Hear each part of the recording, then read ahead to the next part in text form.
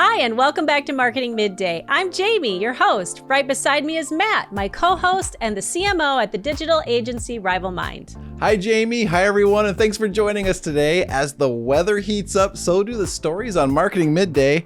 We have 4 exciting topics to cover this week. Jamie, what is the latest?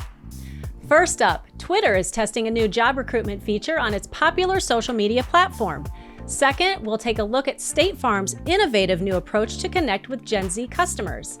Next, we'll discuss how increased pressure is driving marketers to focus solely on performance marketing.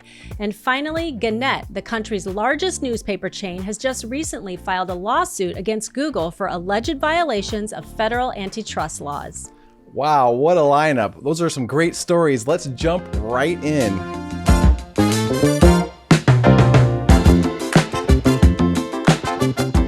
Twitter is working on a new feature called Twitter Recruiting that will allow verified organizations to post job openings directly on the app.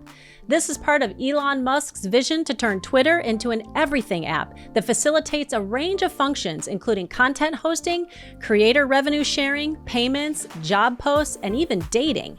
However, this latest feature will initially be limited to gold check accounts.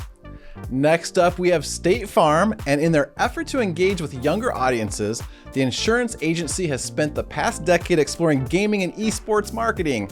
Last year's successful eSports competition, Gamerhood Challenge, garnered 10 million views on Twitch, and the series returns for a second season with even bolder challenges and the addition of YouTube as a partner. All this with the ultimate goal of sharing common interests with millennial and Gen Z audiences.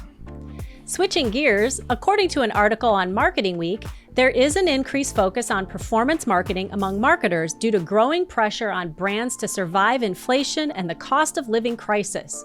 The top reason for this shift is pressure from senior leadership to meet targets, followed by the fact that performance marketing drives more short-term returns than brand marketing, and it's easier to communicate the returns to the business. And finally, Gannett, the publisher of USA Today, the country's largest newspaper chain, has recently filed a lawsuit against Google, accusing the tech giant of violating federal antitrust laws by illegally abusing a monopoly over the technology used by publishers to buy and sell online ads.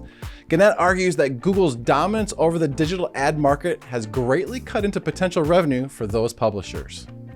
Furthermore, the complaint said that while the online ad market was worth $200 billion a year, news publishers have seen a nearly 70% decrease in advertising revenue since 2009, which has diminished journalism jobs and sent many newspapers out of business. Google controls how publishers sell their ad slots, and it forces publishers to sell growing shares of that ad space to Google at depressed prices, the complaint said. The result is dramatically less revenue for publishers and Google's ad tech rivals, while Google enjoys exorbitant monopoly profits. However, Dan Taylor, vice president of Google Ads, has denied the allegations, stating that publishers have many options to choose from when it comes to using advertising technology to monetize, and that when publishers choose to use Google tools, they keep the vast majority of revenue.